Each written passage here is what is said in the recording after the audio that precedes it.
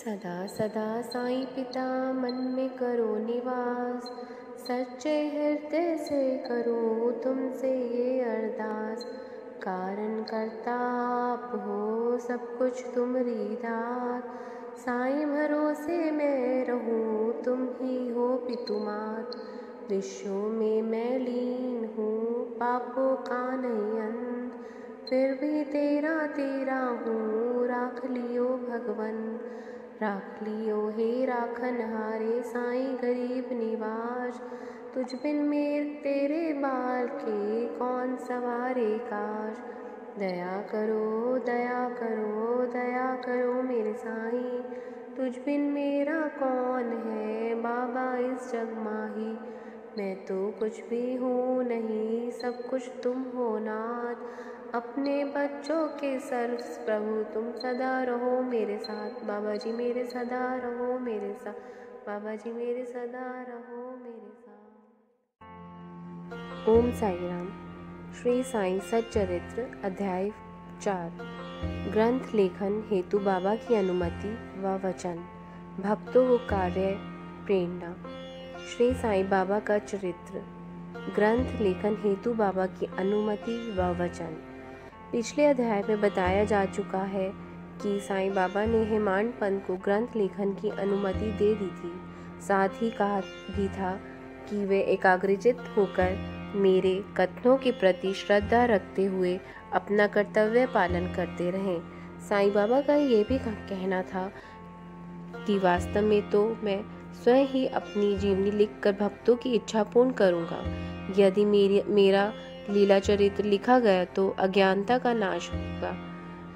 जो कोई भी मेरे लीला चरित्र का भक्ति भाव से श्रवण करेगा उसका इस नाशवान शरीर से मोह दूर होकर उसकी बुद्धि भक्ति की ओर उन्मुख हो जाएगी।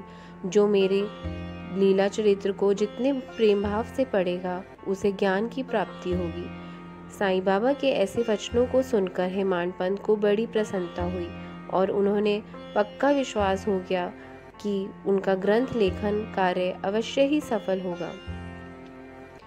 अपने अंतरंग भक्त श्यामा की ओर देखते हुए साईं बाबा ने कहा कि जो भक्त श्रद्धा भाव से मेरा नाम सुमरन करेगा, मैं उन भक्तों की मनोकामनाएं अवश्य पूर्ण करूंगा। उनका मेरे प्रति भक्ति भाव बढ़ता ही जाएगा। जो भक्त मेरे लीला चरित्र व कार्य का गुणगान करेगा, मैं उनकी हर प्रकार से मदद करूंगा। साईं बाबा ने कहा कि जो भक्त हृदय से मेरे प्रति समर्पित है, मुझे चाहते हैं, मेरे प्रति जिनकी अटूट श्रद्धा है, उन्हें मेरी कथाओं को सुनने से स्वाभाविक रूप से प्रसन्नता होगी। विश्वास रखो कि जो भक्त मेरी लीलाओं का यशोगान करेंगे, उन्हें परम संतोष व परमानंद की प्राप्ति होगी। मेरा स्वभाव है कि जो अनन्य भाव से मेरी शरण में आ जाते हैं, मेरा पूजन श्रद्धा भाव से करते हैं, निरंतर मेरा ध्यान व सुमरन करते हैं, उनको मैं मुक्ति प्रदान करता हूँ।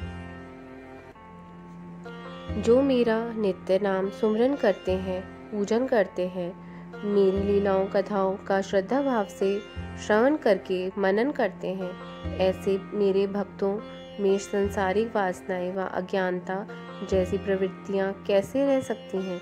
मैं उन्हें मृत्यु के मुख से बचा लेता हूँ। मेरी कथाओं को सुनने से मुक्ति हो जाएगी।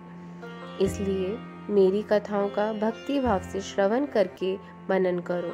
सुख शांति का यही सहज मार्ग है।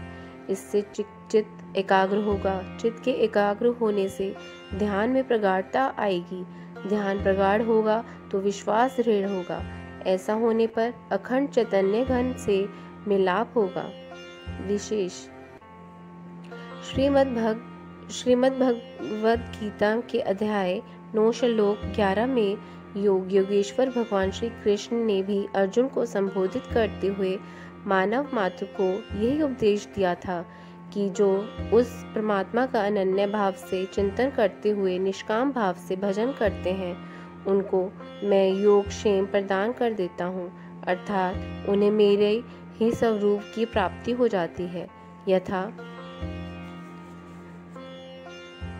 अनन्य चिंतयन्तो मां ये जना पूरे प्रास्त्य तेषां नित्यभियुक्ताना योगक्षेमा व्यम्यम। साईं बाबा का कथन है कि जो केवल साईं साईं का उच्चारण मात्र ही करते हैं उनके पापों का नाश हो जाएगा। भक्तों को कार्य प्रेरणा। साईं बाबा ने अपने भक्तों को नाना कार्य करने की प्रेरणा दी। किसी को मंदिर बनवाने की प्रेरणा दी तो किसी को मठ बनवाने की, किसी को नदी तट पर घाट बनवाने की, किसी को तीर्थ यात्रा करने की प्रेरणा दी। कुछ भक्तों को उन्होंने भगवान की गुणगान करने की प्रेरणा दी, लेकिन हेमाड पंत को श्री साईं सच्चरित्र लिखने की प्रेरणा दी।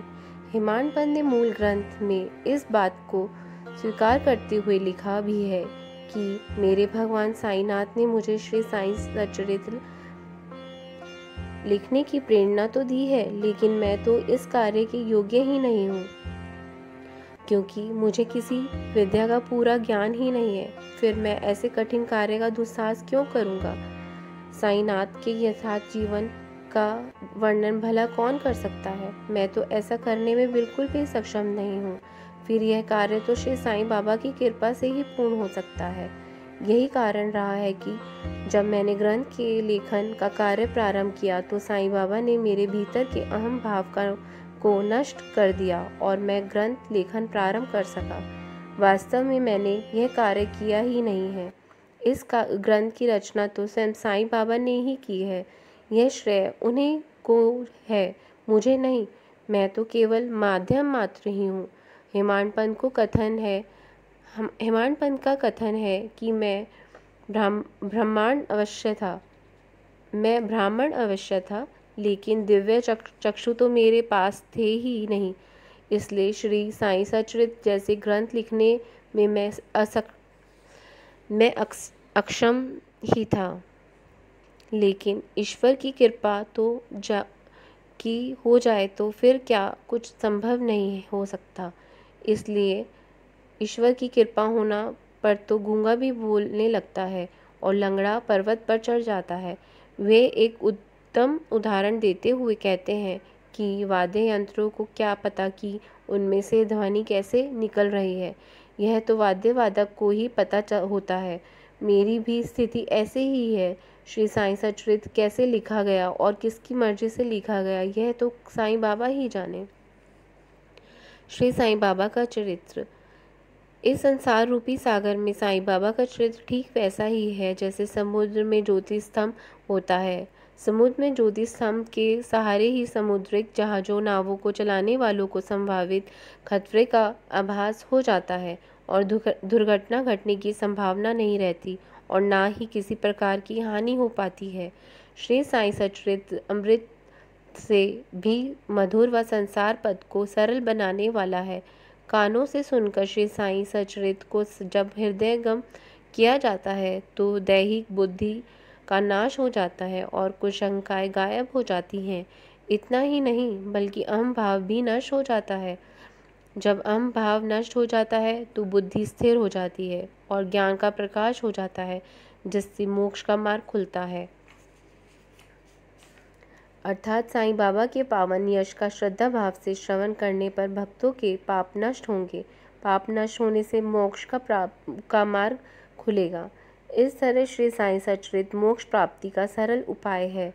सतयुग में शम दम अर्थात घोर तप से, त्रैयुग में केवल त्याग करने से, द्वापर युग में पूजन आदि करने से मोक्ष की प्राप्ति होती है। लेकिन कलयुग में तो भगवान के गुणों का श्रवण कीर्तन करने से ही मोक्ष की प्राप्ति हो जाती है। भगवान के गुणों का श्रवण कीर्तन कोई भी कर सकता है। ऐसा कोई नियम नहीं है कि वर्ण विशेष का व्यक्ति की ही भगवान का गुणगान करे। यह सभी वर्णों के लिए साध्य है। भगवान की लीलाएं कथाएं का श्रवण करने से विषयों के प्रति इंद्रियों का आसक्ति नष्ट होती है और भक्ति भाव जागृत होता है। इससे भक्त वासना रहित होकर अपने स्वरूप से साक्षात्कार करने की दिशा में अग्रसर हो जाता है। श्री साईं सच्चरित्र लेखन का उद्देश्य भी यही है कि भक्त अपने स्वरूप को जानकर उसके कथन अपने स्वरूप को जानकर उसके उत्थान की ओर अग्रसर रहे। अब आगे के अध्यायों में श्री साईं बाबा की लीलाओं का आनंद उठाएं। ओम साई नमो नमः। ओम साई राम। ओम साई राम। साईं बाबा का आशीर्वाद आप सब पर बना रहे। कल अब हम अध्याय 5 पढ़ेंगे। ओम साई राम।